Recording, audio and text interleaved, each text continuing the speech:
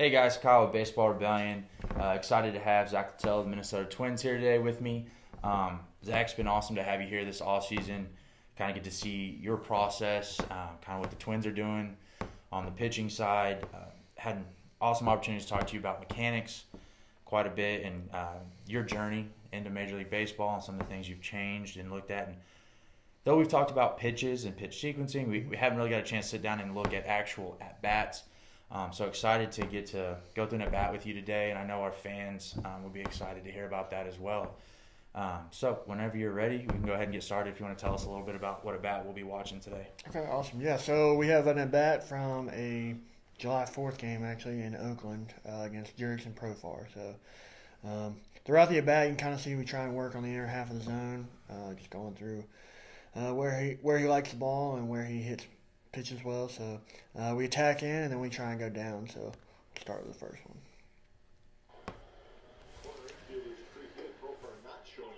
So this first one we get to see pretty well executed fastball up and in. Most left-handed hitters struggle with that pitch to begin with, so it's a pretty safe pitch to go ahead and jump ahead in the count.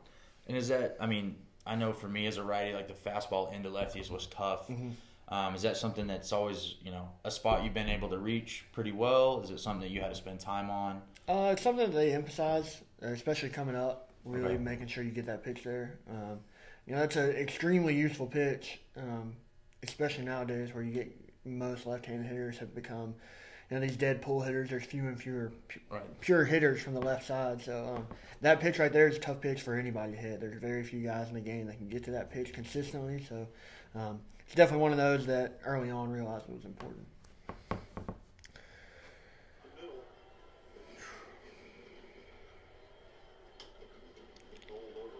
So this 0-1 pitch, after getting ahead in the count, we go 0-1, and you can kind of see we're trying to work back into back up in the same area, and I missed, low and away. However, we talk a lot about good misses and bad misses. Right. This isn't necessarily a bad miss. It's a pitch that we're probably not going to get hurt on, down in the zone, still in a good location. So, not ideal, but also not the end of the world. And that you actually bring up a good point about understanding good misses. I know, obviously we have a lot of kids that come through here, and we don't always have catchers, so we're pitching to a strike zone. There's just a stationary strike zone, and I notice a lot of times kids get frustrated. Hey, let's go the 9 pockets, right? So let's go up and in, or a glove side pocket, and they miss arm side, and they start to get frustrated. And I know that's a conversation we've had with them. So that's something that's good to see. That happens at every level is understanding. Yeah, we have a spot, and we want to work to that spot, work through that spot, but it's not always going to happen. Absolutely, and it's hard for someone to be throwing into that thing, the pocket, the pocket out there, and understand a good miss as opposed to a bad miss, because there's no hitter in the box, there's no reference point. So, just understanding that it's going to happen.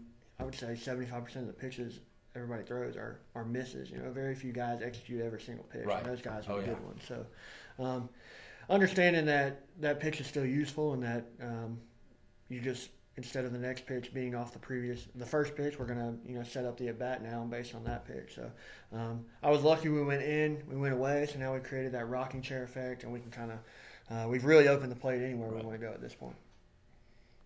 So the 0-2 pitch. Back inside. Like I said, we're really trying to pound inside, just off the plate. A pitch that I can live with, especially in an 0-2 count. Oh, yeah. I'm not a big believer in wasting pitches, but that's a pitch that he very easily could have swung at. 50-50 pitch that, on a bad day, an umpire might even give me that. So that pitch, obviously down compared to the first pitch that's up. I know, obviously, over this offseason we've talked, got the Rapsodo out, talked about spin rate and how that has an effect on your pitch sequencing and your pitch package. Do you pitch down much, or do you prefer to try to stay up in the zone as much as possible? I prefer to stay up in the zone, just being the type of pitcher I am and what's worked for me. If we look at metrics on where I've been hit hard, it's a lot of the time down in the zone with my fastball. So, using my slider down the zone is one thing, and as we'll see here in just a second, it's a very effective pitch, but generally with my fastball, I stay up in the zone. But there are cases where I'll work in or down. And I know, obviously, at your level, you guys have a lot more information. So understanding usage rates, when you look at opposing teams, getting a sense of what pitches, their hot and cold zones, where they've hit pitches, where they haven't.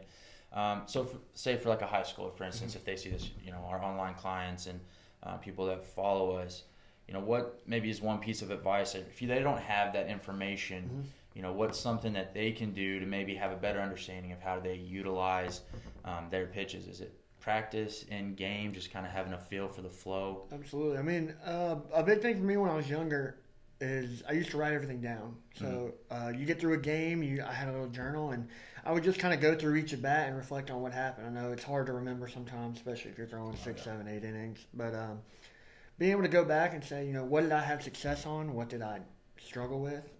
And that's on your good days and bad days. Your good days, you're probably going to give up a hit or two, and going back and saying, okay, well, what pitch and what location were those hits given up in? And then you can kind of, over the course of a season or even 10 or 12 games, you can kind of look at it and start to see a trend. And all of a sudden, I mean, it's not easy, but you doing your own research is a big part of development. And so you can't always rely on the technology. We're lucky to have it at our fingertips. Yeah. But like you said, a lot of the high school kids and even some college guys, they don't necessarily have this information readily available. So, doing your own and really seeing what works, what doesn't, over X amount of time is important. Yeah, that's awesome. That's a great piece of advice. Hear that? Write your stuff down. So the 1-2 pitch, we're gonna go slider down. We've pounded him. Yeah, we've pounded him with fastballs. Stayed hard the whole at bat. Fastball up, fastball away, fastball back in. So we got him kind of looking at that.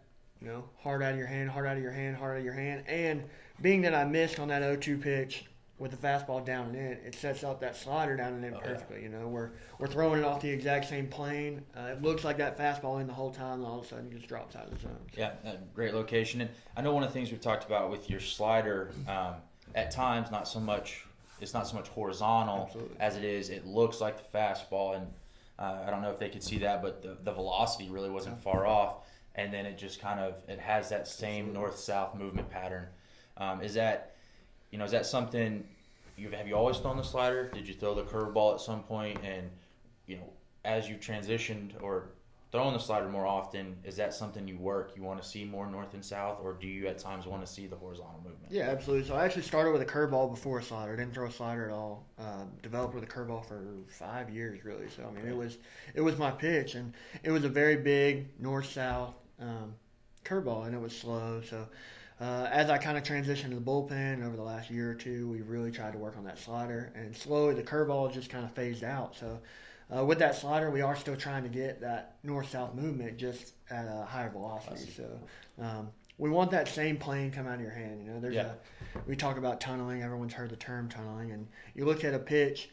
Hitters see for the first 10 feet out of your hand, hitters see the same thing. That's when they can tell if it's a different pitch.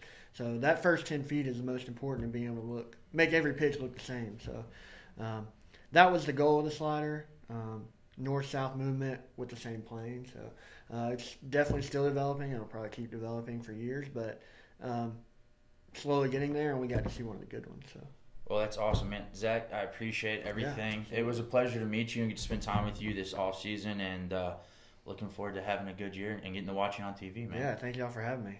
All right. Thanks, guys.